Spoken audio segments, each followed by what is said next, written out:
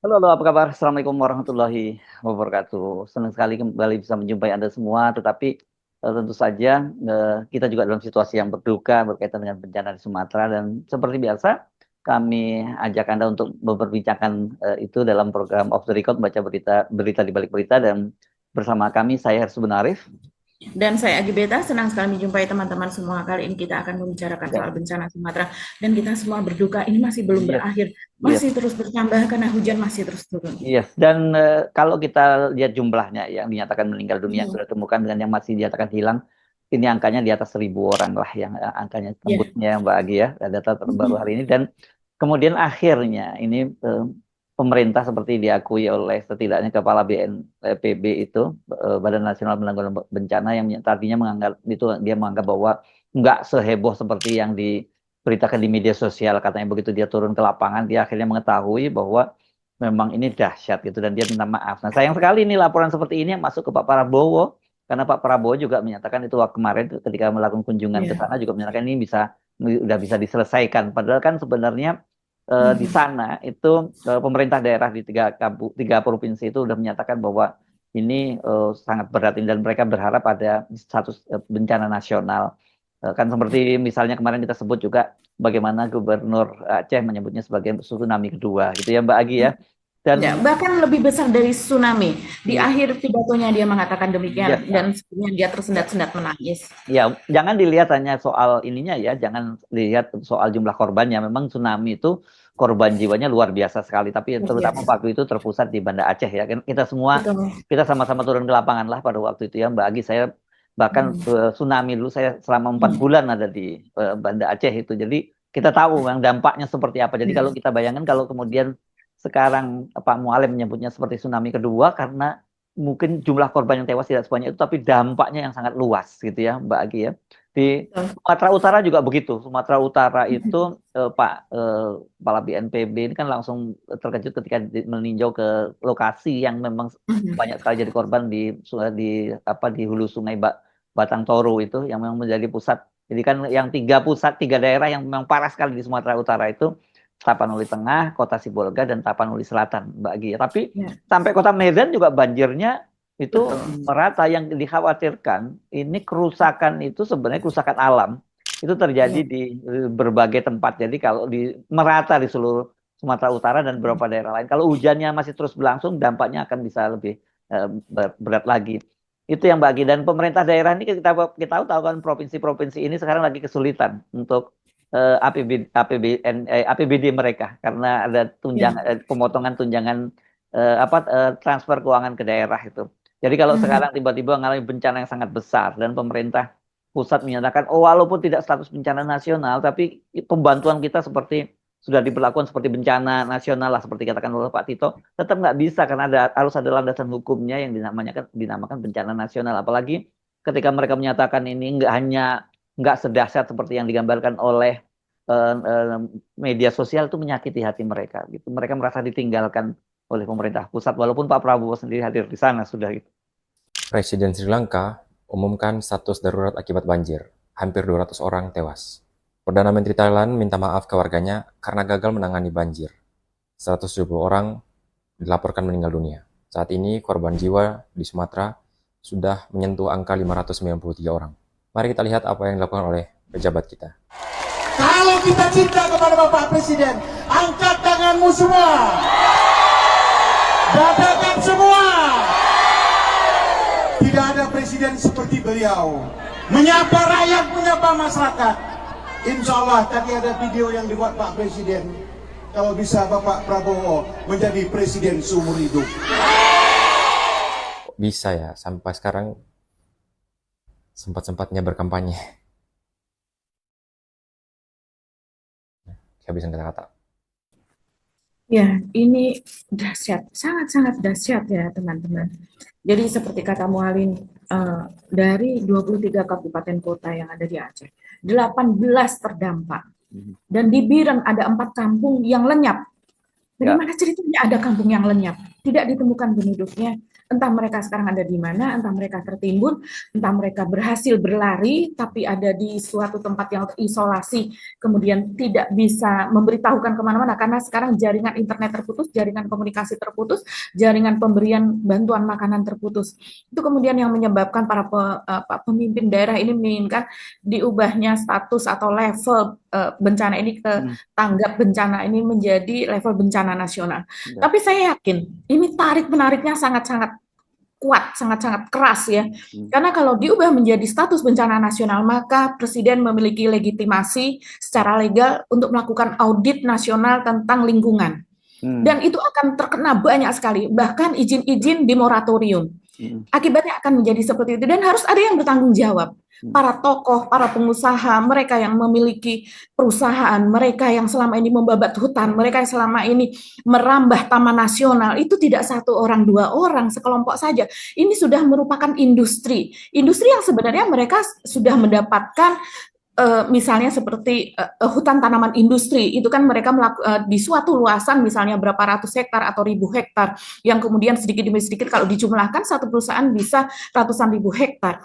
Mereka melakukan land clearing dan kemudian pada luasan tertentu, tanaman tertentu, misalnya usia 6 tahun, 7 tahun, 10 tahun, tergantung dari jenis tanamannya. Bila itu perusahaan pulp and paper misalnya, maka akan dipanen, dan sesudah itu dilakukan clearing lagi, pemupukan, kemudian penanaman kembali. Ya seperti itu sangat rawan untuk terjadinya longsor. Dan ini bencana yang sekarang terjadi, itu hutan yang tadinya hutan murni, hutan dengan aneka ragam vegetasi, di mana Indonesia termasuk salah satu negara yang memiliki vegetasi hutan tanaman tropis itu paling lengkap sedunia. Ini kita selalu denial, menolak bahwa enggak, kita tetap memelihara hutan kita apa dan sebagainya. Padahal catatan-catatan yang kita bisa temukan dengan sangat mudah di internet, pada suatu durasi masa pemerintahan tertentu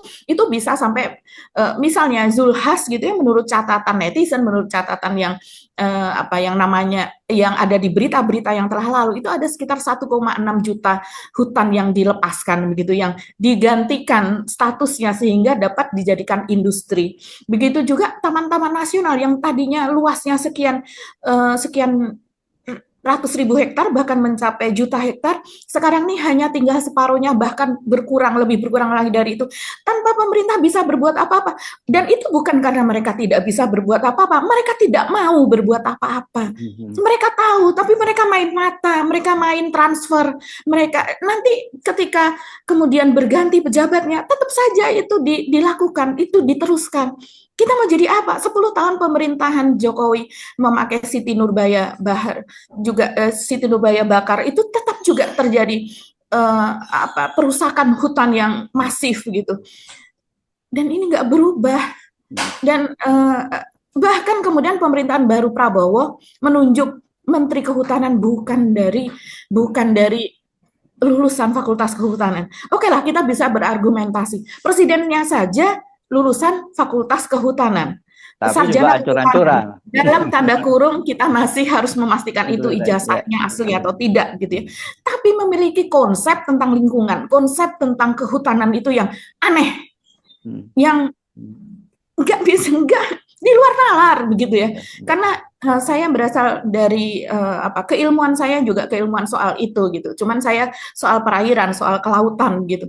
Tapi teman-teman saya satu kos saya misalnya ketika kuliah dulu dan sekarang sudah banyak bergerak baik dia di industri kehutanan, baik dia di konsultan, yang baik dia menjadi dosen apa dan sebagainya. Sekarang ini hampir tidak ada yang mengatakan bahwa hutan kita dikelola dengan benar. Nggak ada. Bahkan sebetulnya suara itu dari sejak dulu begitu.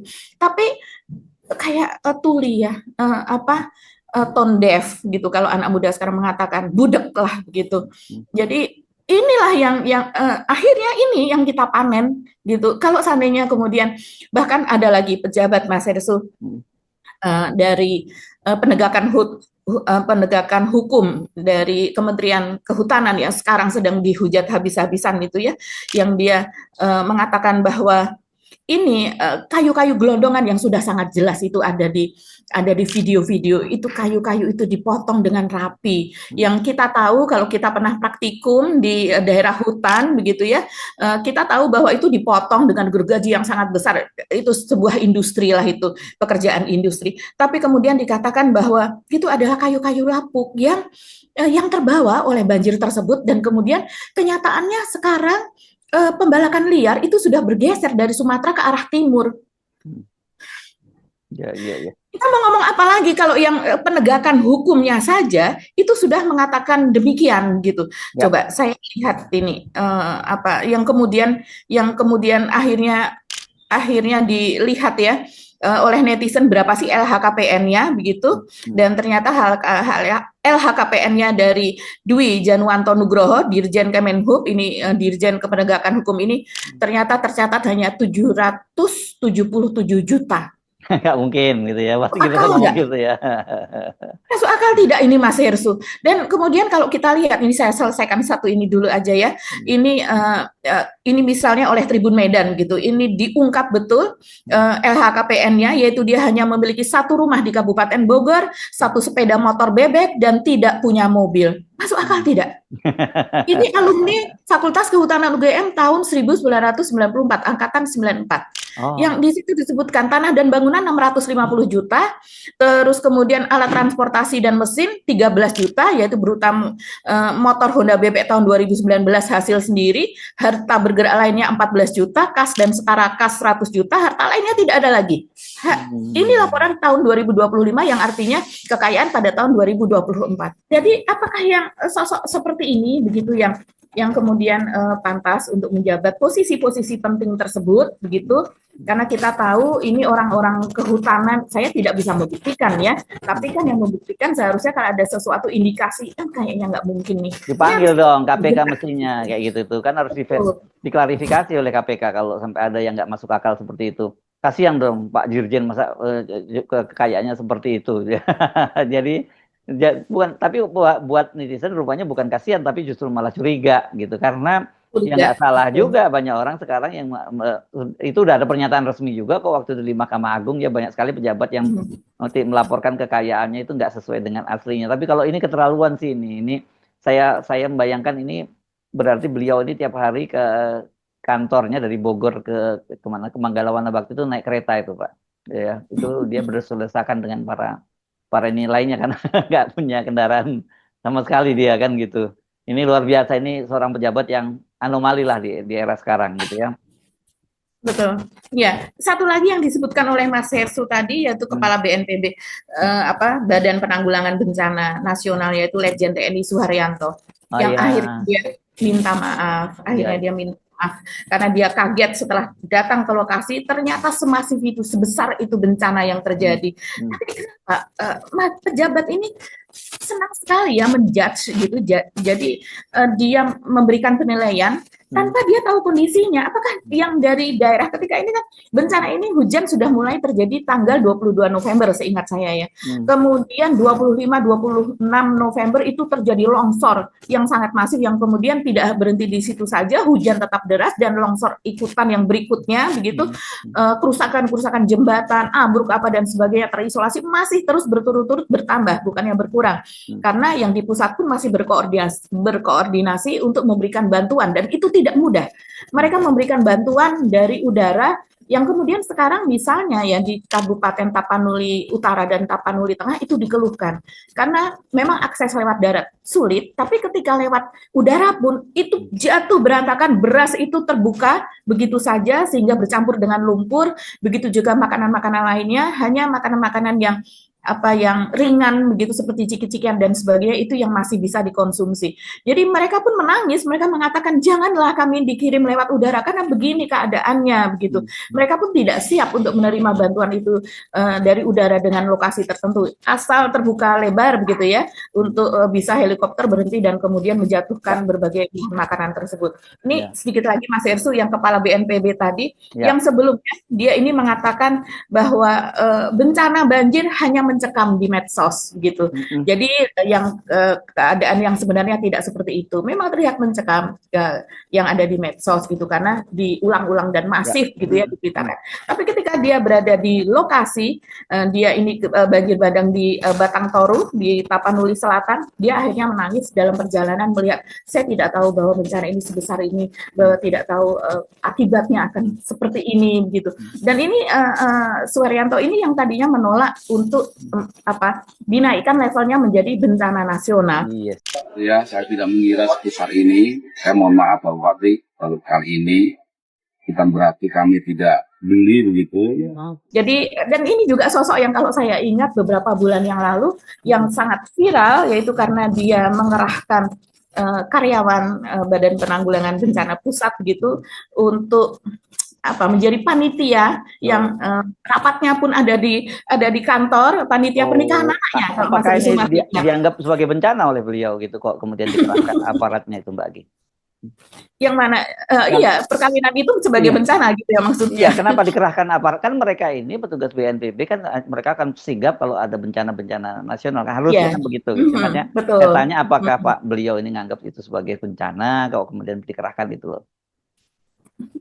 Saya tidak tahu, barangkali dia sudah memiliki semacam prediksi karena sebagai kepala BNPB ini kan dia ahli mitigasi, Mas Hersu, ya kan, seorang ahli mitigasi. Ya, tapi itu tadi cermin itu yang membuat memang banyak kepala daerah, bukan hanya kepala daerah, warga juga marah dan sebagainya. Ini sayang sekali, makanya waktu Pak Prabowo saya lupa beliau mendarat di mana juga menyatakan bahwa ini masih bisa diatasi, gitu kan. Beliau mungkin juga mendapatkan laporan seperti itu kan dari siapa lagi rujukannya kalau bukan kepala BNPB. Mudah-mudahan Pak Prabowo kemudian mendapatkan data, meskipun saya tahu Pak Prabowo sendiri juga sudah turun ke daerah, mudah-mudahan mendapatkan data yang lebih lengkap sehingga kemudian langkah-langkah yang dilakukan oleh pemerintah, apalagi Presiden sendiri yang melihatnya kan harusnya memang harus satset gitu ya Mbak Agi ya. Karena kalau seperti lagi saya sebutkan, ini persoalannya satu, skalanya memang sangat masif, sangat besar. Dan kedua, kemarin kemampuan keuangan pemerintah daerah ini sekarang rata-rata memang lagi cupet gitu karena TKD-nya dipotong. Jadi ya bagaimana itu nasib rakyat kita di sana itu di 3 wilayah itu gitu. Ya, keadaannya seperti itu ya Mas Hersu.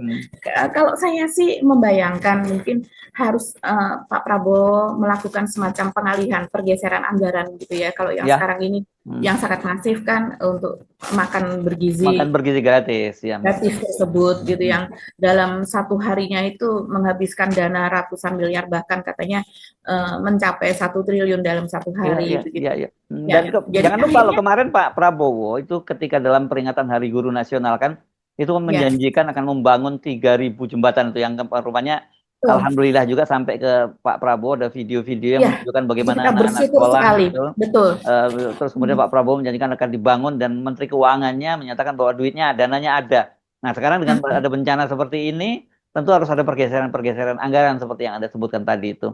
Mudah-mudahan ini semuanya bisa teratasi dan tentu saja pemerintah pusat harus segera turun tangan dan kita di antara kita juga itu harus saling mengulurkan tangan ya membantu itu. Tentu dipilih lembaga-lembaga yang secara selama ini kredibel untuk menyalurkan bantuan-bantuan itu ya. Jangan sembarangan menyalurkan bantuan karena nanti bisa saja dalam situasi sekarang orang banyak memanfaatkan kesempatan dalam kesempitan Mbak Agi ya. Itu penting untuk Anda pilih lembaga-lembaga untuk menyalurkan bantuan yang selama ini cukup kredibel.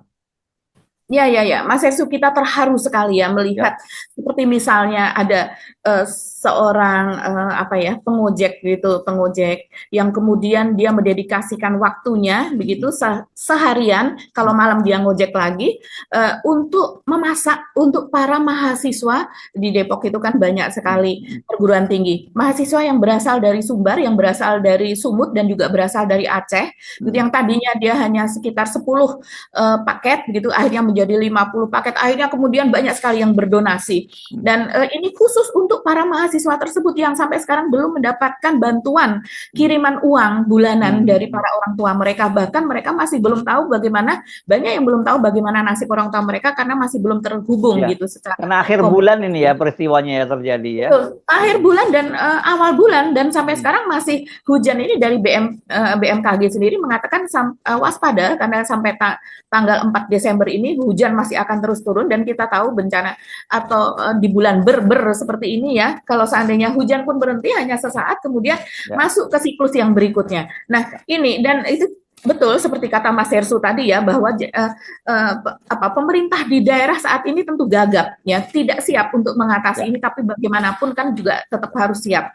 Dan mereka tidak siap dengan keuangan. Tapi jangan sampailah seperti Bupati di Aceh Tenggara itu Mas Hersu, Salim Fikri atau siapa namanya itu, yang kemudian Pak Prabowo datang ke lokasi begitu, rakyat senang gitu, dan dia kesempatan untuk cari muka kalau menurut saya, dan ini viral sekali, dia cari muka mengatakan bahwa rakyat di daerah ini dulu memilih Pak Prabowo dan kami berharap Pak Prabowo menjadi presiden seumur hidup ini dari Partai Golkar ini. Dan langsung untung ditolak langsung oleh Pak Prabowo ya. Iya, Pak Prabowo langsung bilang ini kan nggak tepat, ini di mana sih hati nuraninya yang seperti ini. Cari muka itu dalam kesempatan face to face saja lah, sebelum itu kan mereka dalam perjalanan mungkin sudah ini, bukan di atas panggung yang seperti itu begitu. Nggak layak bupati-bupati yang seperti ini. Ya. Ayo tepuk tangan untuk Bapak Presiden. Kalau kita cinta kepada Bapak Presiden, angkat tanganmu semua, dadakan semua. Tidak ada presiden seperti beliau, menyapa rakyat, menyapa masyarakat. Insya Allah tadi ada video yang dibuat Pak Presiden, kalau bisa Bapak Prabowo menjadi presiden seumur hidup. Demikian laporan singkat Pak Presiden. Oke, bagi kita doakan untuk saudara-saudara, sahabat-sahabat kita semua di 3 provinsi ini. Mudah-mudahan ini tidak berlanjut ya, ininya bencananya, dan segera bisa teratasi. Dan tentu saja bagi yang keluarganya belum ditemukan bisa segera ditemukan, tapi bagi yang sudah ditemukan dalam kondisi meninggal dunia, kita ikut berduka cita dan mudah-mudahan semuanya dalam kondisi husnul khotimah ya. Kita berdoa dan jangan lupa sekali lagi saling membantu ya untuk meringankan beban saudara-saudara kita di Sumatera Utara, di Sumatera Barat dan juga Aceh. Sampai ketemu lagi dan Pak Prabowo semoga entah akan dinaikkan levelnya menjadi bencana nasional atau tidak, lakukan audit lingkungan seluruh Indonesia. Kalau tidak, kasihan, pembangunan sia-sia karena suatu saat pasti akan jebol lagi, jembatan, rumah, jalan, itu semuanya akan rusak lagi kalau penanganannya masih seperti ini. Oke, sampai ketemu lagi, kami mohon pamit. Saya Ersubun Arif. Dan saya Gebeta, terima kasih atas perhatian teman-teman semua. Tetap salam akal sehat. Wassalamualaikum warahmatullahi wabarakatuh. Waalaikumsalam warahmatullahi wabarakatuh. Saya segera lanjut ya Bagi ya. Oke.